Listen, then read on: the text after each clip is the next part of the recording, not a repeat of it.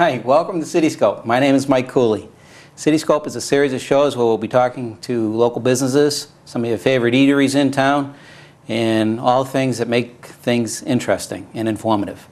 Joining with me today in the studio are two friends of mine, Mr. Phil Cote, renowned sculptor from Sterling, Mass., and Mr. Tucker Hazzard. Tucker needs no introduction from Leominster.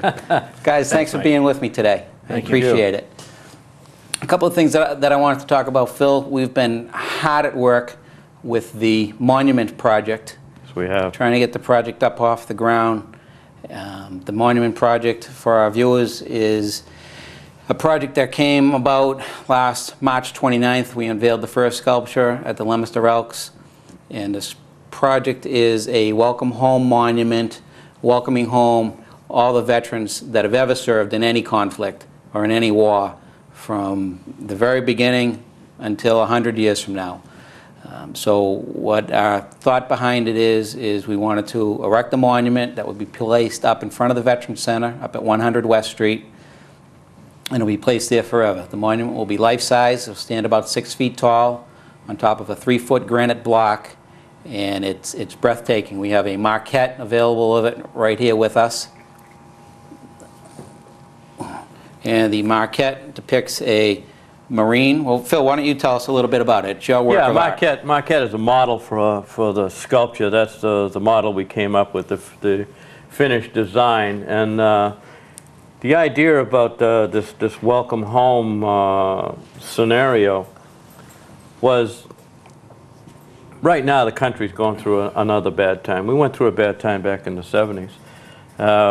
And when the Vietnam veterans came home, and it's something we forgot to do when these veterans came home. We didn't welcome them home. We didn't welcome them home, and much overdue. And here we are involved in another conflict, and we haven't even rectified the first one. So this is long overdue. The idea behind this monument was to show this Marine that he's coming back into society. At the time, an unpopular war. There weren't a lot of people, it's hard for people to understand this, that there weren't a lot of people that were really thrilled with what was happening. So a lot of these guys got left behind. But children never left anybody behind. Right. Children always see beyond some of the prejudices that adults have. So here we're depicting a child welcoming home an obviously wounded vet. And we make it obvious as a sculptor and as a ploy to show that, yes, during a war, people do get wounded, but in my scenario, anybody that goes to war comes back wounded somehow, whether it's visible or invisible. But it's hard to show as a sculptor. So, right. So what we're trying to do, we're trying to show that here's this guy, went to serve his country, he came back, there weren't any parades for him, these Vietnam vets. Hopefully, we won't ever have to make a sculpture like this again. I hope not. And now I think that with the wounded soldier coming home, now more than ever with the current Middle East war going on, is so many soldiers are coming home wounded because of all the advancements that they've made in body armor, and so many of them are coming home. That's why it's important to know, I think, for everybody, that it's not a Vietnam memorial. It's a monument celebrating everybody coming home, and we originally thought of it for Vietnam, but it's for well, we just picked that era because of the fact that this was the first time that we didn't welcome home our soldiers. You know what I mean? Yep, they kind of snuck in, right? And so we went back and used this scenario, the scenario that I used as an artist, and because I'm from that era, trying to evoke all this emotion in me. You know what I mean? To come up with an idea to portray to the public and to the people who participated, that we did feel something for them. We were concerned about what happened over there and the fact that they came home. We had lost sight of a certain vision. We don't want this to happen again. No, absolutely not. And Tucker, you're a member of the Vietnam Veterans of America, Yes, Leominster I am. chapter. I am the vice president right now. I appreciate you getting involved in this project. It's certainly going to be a big boost for us. Everybody in town knows Tucker, and it's great to have you involved in it. What's your feelings behind the sculpture? What's it mean to you? Mike, I think you had a perfect idea, and you have the perfect artist for it. My good friend Phil Cote is a man that all veterans in our community respect, and I imagine with this statue probably nationwide you're going to get that same type of response. His talents speak for themselves, but the thought and the concern for the veteran goes deep. When we started our little project to reclaim Carter Park, the key factor that made it a success was when Phil stepped forward with his beautiful statue of the rendering of the first black enlisted in the 54th Regiment, which was Oliver Hazzard from our community. And the work on the park continued and continued. And as you know, that is a veterans park. That goes back to the French and Indian Wars. But there was a big gap, and this will fill the gap. As a disabled Vietnam veteran, I also am concerned about the veterans of today.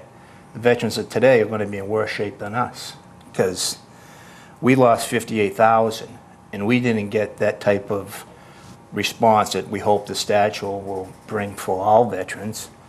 But the veterans of this conflict, they've even lost fewer. Their political pressure and push is going to be diminished in less than ours was.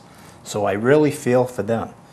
And to make it perfectly clear, as we sit here today, they're talking about closing 2 of our last bases in New England. Right. What does that speak for our veterans? We lost Fort Devens. You lost so much.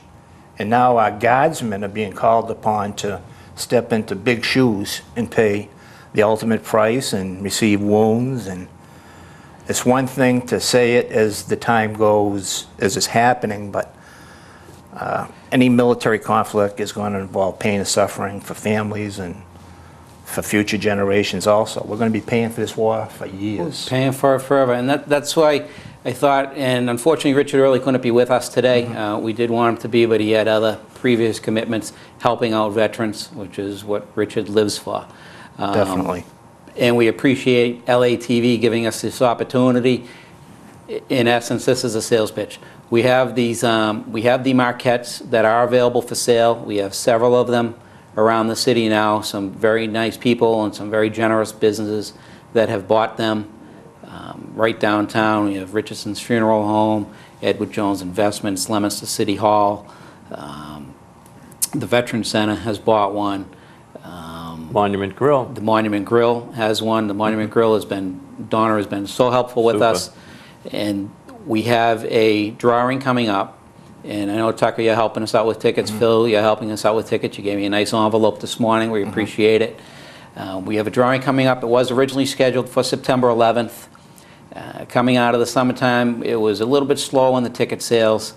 We didn't want to scrap the project because the project is just so important. So we've pushed the drawing back to November 11th, which will be on Veterans Day. It will still be at the Monument Grill. The prizes are still either $15,000 in cash. It's a good prize. Or a brand new Ford pickup truck. The pickup truck was donated to us through our Quirk Ford down in Quincy. Dan Quirk was very generous helping us out with that. He's a big supporter of the veterans organizations in the South Shore, and he stepped up to the plate to help us up here. Now, out of your ticket that you get, and I don't know if I explained all this, I saw you downtown and I tossed you 10 tickets out my car window and said, here you go, Tucker, sell these. The tickets not only get you the entry for the chance of winning the $15,000 or the Ford truck. Like we said, the drawing is going to be at the Monument Grill. The ticket not only gets you admission into the drawing, It also gets you 4 refreshments or drinks of your choice, and it gets you appetizers for the day at the Monument Grill. we don't- That's a we don't eat a lot. $35 No, value no. anyways. You know, so won't be everybody mine. should step up and get a ticket, and I know they can get them from you, Tucker, they Right. can get them from you, Phil, they can get them at Leominster City Hall, at the Veterans Office, they can get them at Edward Jones on Main Street. Tracy works there, and she always has a handful of tickets. So we really hope that everybody Well, comes out and steps think, up to Mike, the plate. how inexpensive this is for what you're going to get back from it. First place, you're going to be rewarded monetarily if you win, Yeah, with either a truck or you know, an adequate sum of money. But when you step up to the plate for $100,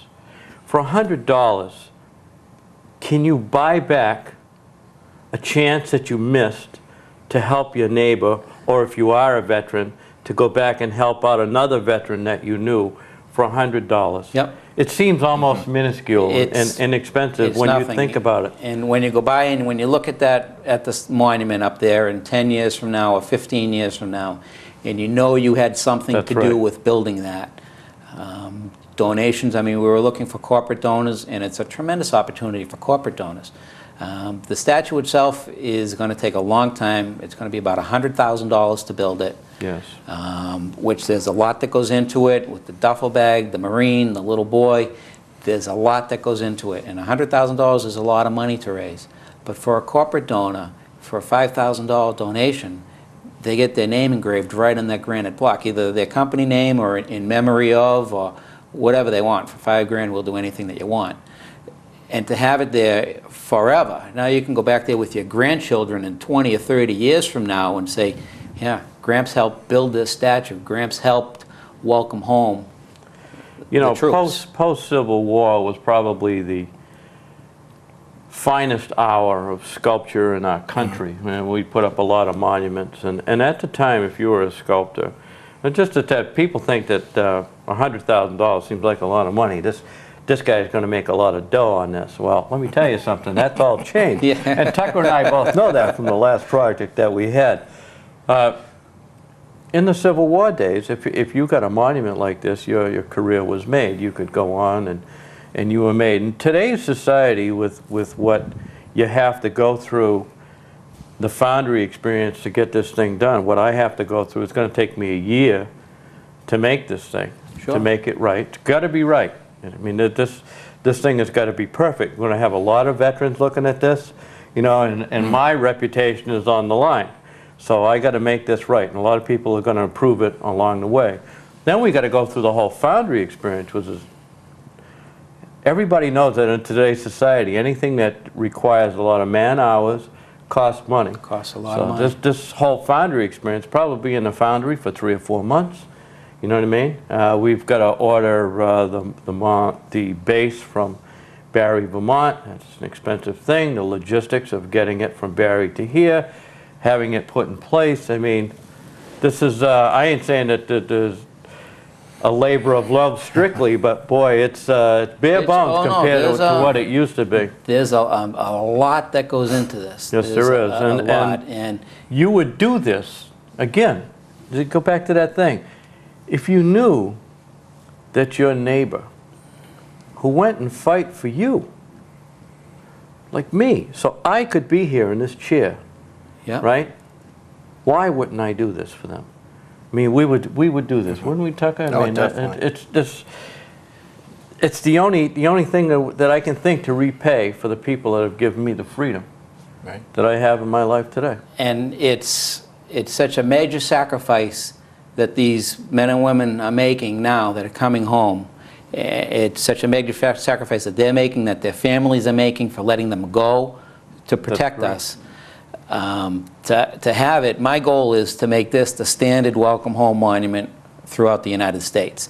That's my goal. And with the power of the internet, it can be done. And what better way to have a standard monument if a town out in California wants a welcome home monument? It's done. It's already made. As far as we Send us know, a this check. is the only welcome This is home the first monument of its kind. type.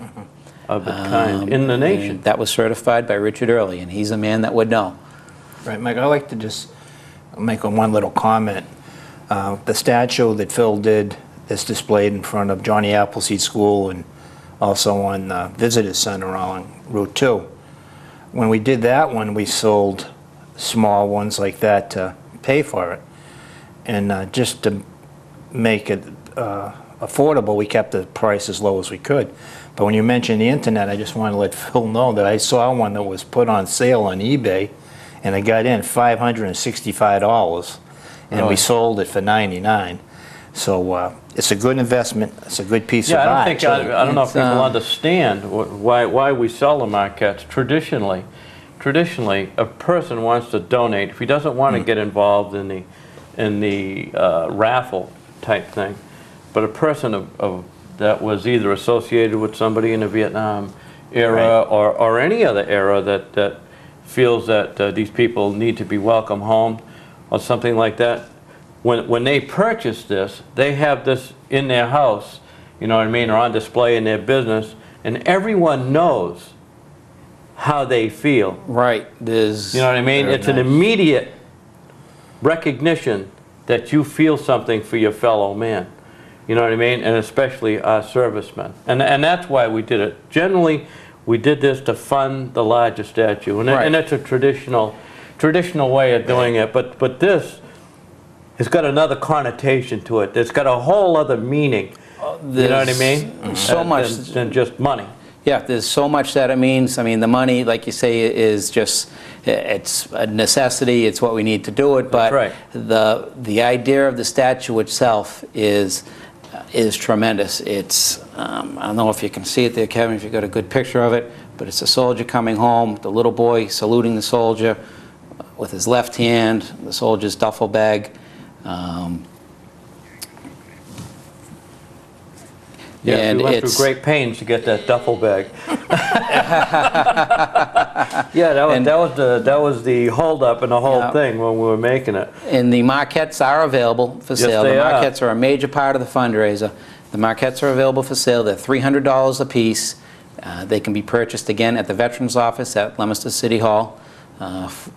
I was going to say former Marine, but that isn't true, right? Marine Sergeant Rick Votor, once a Marine, always a Marine. That's it. Has them available at the Veterans Office. They're available on the website at welcomehomevet.com, which also has pictures in the creation of the sculpture. We have a few pictures of Phil as he was creating the sculpture and forming it out of clay. And you can also purchase them at Edward Jones right on Main Street. Joe Gunther's been very generous and has allowed his office staff to help us out with selling the statues. So we really hope that the community gets on board.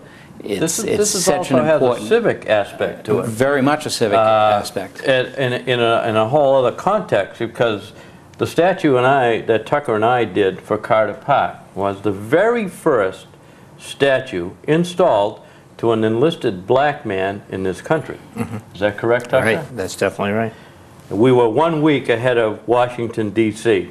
They put one in, but ours was first, and we had the 54th here, and they were just beside themselves with what they saw. This, Leominster again, Leominster, Mass, a first. The first welcome home statue ever done for our enlisted men in the country. As far as Richard Early knows. We researched it a little bit, right? Well, we looked around. Yeah, we did do some research on it, and it's important to know, and like we say, every veteran is somebody's hero, and we had the soldier coming home wounded just as a little bit more of a significance, because a lot of troops are coming home now wounded. That's correct. And it says on the base, welcome back to the world. Welcome back to the world. Every Vietnam vet used to say when they were going home, I want to get back to the world. Well, we're welcoming them back to the world. Yep. That's what it was all about. And a lot of the statues that you see now, a lot of the monuments that have been created over the years and have been created as a monument of somebody that died. That's correct. You know, with the gun in the ground, with the helmet on it, and they're mourning somebody's loss. And that's why I think this is so important, because we always mourn the loss of a soldier. This is so important because we're basically it's a celebration, and we're welcoming these troops. We're thanking them, and we're happy that they made it home. That's correct. And we're welcoming them home with open arms. And it's a great addition to your office, be a great addition on your mantle, be a great addition anywhere in your home or business. I have a few that I have at my business down in Quincy, and I've put a few out there, and I sell them to some of my customers as they come in. They Sure. look, they see the one in my office, they like it. So you've already got them down on the South Shore. Oh, We're we statewide did. already. We did these veterans programs earlier in the year around Vietnam Veterans Day, and I did a couple of programs, and it was very well received. I think the veterans really appreciated the thought behind it. And now we know there's, how many people went to Vietnam? There's hundreds of thousands. Hundreds of thousands. That actually went, and we lost the amount that we lost. And veterans from other wars and veterans from this war that need to be remembered in such a way so that this shouldn't even be a problem to get this statue up if people have a feeling for the people that keep this country free. Yeah, I think that they will. I think we have enough people on board. We got the Johnny Appleseed Festival coming up. I know Councilor Marchand has offered to help us out with the festival and help us out with some ticket sales. And really, the ticket sales are a big importance of it. As a fundraiser, we're hoping that if we sell 500 tickets at $100 a piece, that is certainly going to put us on our way to raising the funds that we need for it. But it is something that we really need the whole community to come out and help us with. And don't lay back and say that somebody else is going to help us out, somebody else will get the ticket. It's $100. It'll be a great day at the Monument Grill. Come on down and have a good time. Check out the website. It's at welcomehomevet.com. We have a lot of other things happening in the community. I know, Tucker, you're very busy up at the Historical Society. You keep everything going, and there you can check on the city's website, and I believe there's a link over to the Historical Society, or you can Google it at Leominster Historical Society, and you'll get there. But again, I want to thank you, gentlemen, for joining me today. Thank you, Phil, for all your work on the sculpture. My pleasure. Tucker, for everything that you do around the community. My I pleasure. appreciate it.